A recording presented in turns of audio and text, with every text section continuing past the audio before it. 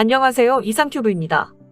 잠수함은 모든 해양 운송 체계들 중에서 가장 조밀한 구조를 가지고 있으며 잠수함은 치명적이며 은밀한 최고의 전쟁 무기입니다.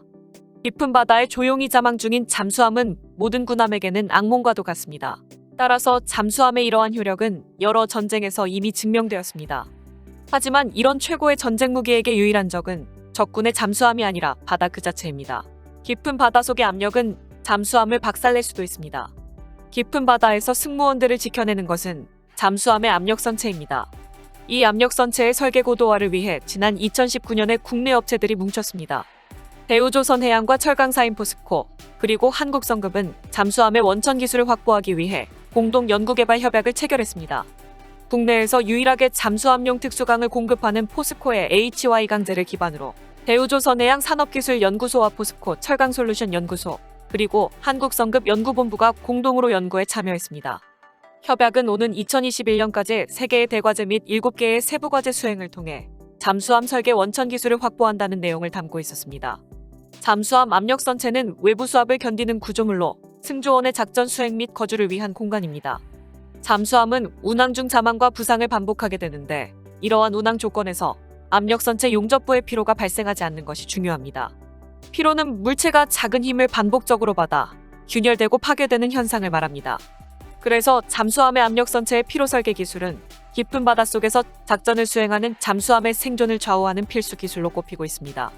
압력선체는 잠수함의 자망 심도를 결정하는 가장 중요한 설계인자이며 또한 승조원과 탑재 장비를 감싸며 외부 압력을 차단합니다.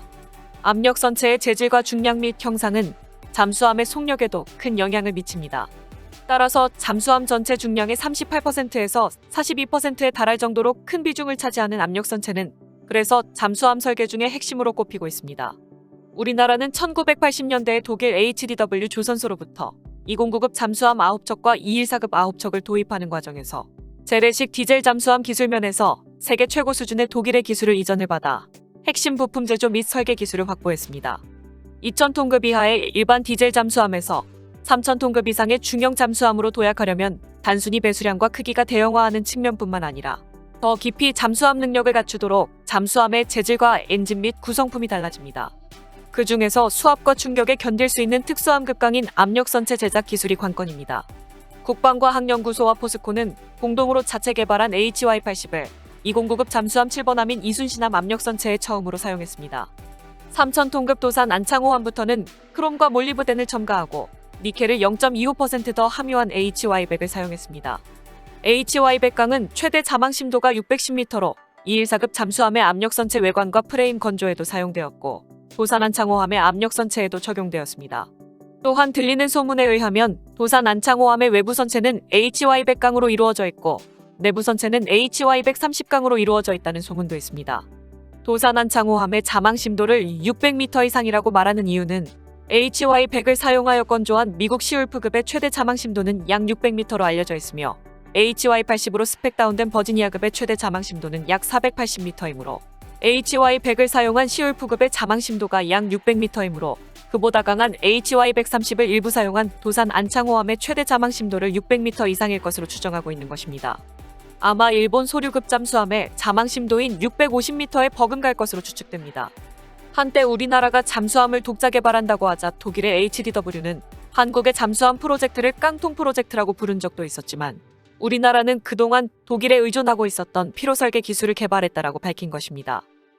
이처럼 2019년에 시작된 대우조선해양과 포스코, 한국성급의 공동연구는 피로 설계 기술 확보에 초점이 맞추어져 있었으며 지난 13일에 대우조선해양은 경남거제 옥포조선소에서 잠수함 압력선체 피로 설계 고도화 및 성능평가 기술 개발 완료 보고회를 열었다고 지난 13일에 밝혔습니다.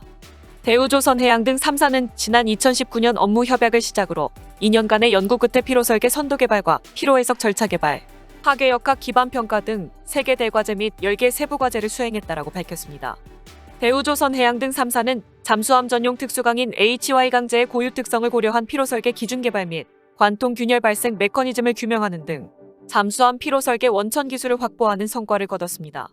박두선 대우조선해양 조선소장은 포스코와 한국성급 관계자들의 적극적인 기술 교류와 협력 덕분에 국내에서 유일하게 잠수함 피로 설계 원천 기술을 확보하게 됐다며 향후 국내 잠수함은 물론 해외 수출 잠수함까지 순수 국내 기술력으로 건조해 세계 시장에서 독보적인 잠수함 경쟁력을 인정받을 것으로 기대한다고 말했습니다. 따라서 우리나라는 잠수함의 피로 설계 기술을 확보하여 국내 잠수함 및 수출 잠수함 모델에 다양하게 적용해 대응력이 한층 높아질 것으로 보입니다. 다음 소식은 중국의 제20 전투기와 엔진에 대한 이야기를 전해드리겠습니다. 중국 언론들은 청두 비행기공업공사의 발표를 인용하며 퍼즐의 마지막 조각이었던 자국산 엔진 문제가 해결돼 대량 생산 단계에 돌입했다고 보도하고 있어 해외 언론들이 많은 관심을 보이고 있습니다. 청두 비행기공업공사는 새로운 제20 전투기의 사진과 함께 많은 부대가 인도를 기다리던 제20은 곤란한 문제에 직면해 있었지만 이를 놓고 중국의 언론들은 퍼즐의 마지막 조각이었던 자국산 엔진 문제가 해결된 제20이 대량 생산 단계에 돌입했다라고 보도했습니다. 이 보도에 해외의 여러 언론들도 관심을 나타내고 있습니다.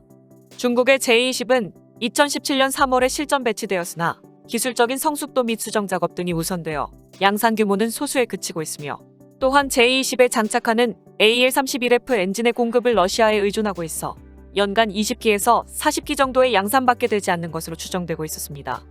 하지만 2020년까지 AL-31F 엔진보다 추력이 크고 톱니 모양으로 처리된 엔진 노즐을 장착한 중국산 엔진인 WS-10C 탑재기가 등장함에 따라 중국은 제20의 양산 규모를 자체적으로 조정할 수 있게 되었습니다.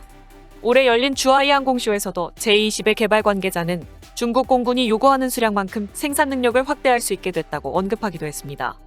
이처럼 중국은 제20의 기술적인 성숙도를 높이기 위해 노력하고 있으며 5세대 전투기에 대응한 전술 개발도 상당히 진척될 것으로 예상되기 때문에 외신들은 중국은 만반의 각오로 제20을 운용하는 부대의 확장에 나설지도 모른다고 보도한 것입니다. 그래서 청두 비행기공업공사의 발표 내용이 엔진 문제 해결을 의미한다면 실제로 중국은 제20을 대량 생산하고 있을지도 모릅니다. 이에 앞서 이노프 미상원 군사위원회 위원장도 지난 10월에 회역한 데이비드슨 전 인도태평양 군사령관의 증언에 따라 중국이 2025년까지 5세대 전투기를 미국보다 많이 전장에 배치할 수 있게 될 것이라고 말하는 등 중국이 제20 대량 생산에 돌입했음을 시사하는 발언을 한 바 있습니다. 따라서 청두 비행기공업공사와 중국 언론 그리고 미상원 군사위원회의 주장과 견해는 묘하게 일치했다고 할 수 있습니다. 다만 미 공군의 에어포스 매거진은 만약 중국군이 2025년까지 미 공군의 5세대 전투기를 넘는 수의 제20과 제31을 준비하려면 연간 125대 이상을 제조할 필요가 있다고 말했기 때문에 중국이 단시간 내에 제조시설을 확충하여 많은 수의 5세대 전투기를 2025년까지 생산할 수 있을지는 미지수입니다. 하지만 중국은 한국과 일본 공군의 F-35 수량보다 더 많은 제20을 비교적 단기간에 생산할 가능성이 높아서 유사시 우리나라의 공군은 서해상공에서 중국 공군이 쏟아내는 압도적인 수의 5세대 전투기와 대치해야 한다는 의미입니다. 더구나 중국의 제20의 대량 생산은 먼 훗날의 이야기가 아니라 2025년도의 이야기이므로 섣불리 흘려버릴 수 없는 뉴스인지도 모릅니다. 또 한 가지 소식을 전달해드리면 이번에는 러시아의 위협에 시달리고 있는 우크라이나와 터키의 이야기입니다. 터키 언론인 데일리 사바지는 지난 13일에 우크라이나가 터키의 앙카무인 항공기를 공동 생산한다라고 전했습니다. 터키 항공우주산업이 개발한 앙카무인 항공기는 미국의 MQ-1C 그레이 이글과 거의 같은 급의 비교적 대형 무인 전투기로 최신 버전의 앙카S는 위성통신도 가능해 먼 거리에서도 운용할 수 있으며 터키군 이외에도 튀니지군이 채택하고 있습니다. 우크라이나는 앙카S의 우크라이나제 엔진을 채용한 모델을 우크라이나에 건설되는 새로운 공장에서 양국이 공동으로 제조한다라고 밝혔으며 2022년 말까지 초기 배치분이 제조될 것으로 알려졌습니다. 우크라이나는 터키와 TB2 무인항공기 제조도 함께 하기로 계약했으며 앙카S의 공동 제조가 사실이라면 우크라이나는 총 2개 기종의 터키제 무인항공기를 자국 내에서 조달할 수 있다는 의미입니다. 러시아는 터키가 도움을 주고 있는 TB2에 대해 우크라이나의 상황만 악화시킬 뿐이라고 비판하고 있어 당연히 앙카이스의 합작에도 시비를 걸 가능성이 높습니다. 하지만 터키는 우크라이나와 지난해 10월에 양국 간 군사협정을 맺은 지 얼마 되지 않았기 때문에 에르도안 대통령은 러시아의 말에 귀를 기울이지 않을 것으로 보입니다. 이상 마치겠습니다. 시청해주셔서 고맙습니다. 이상큐브였습니다.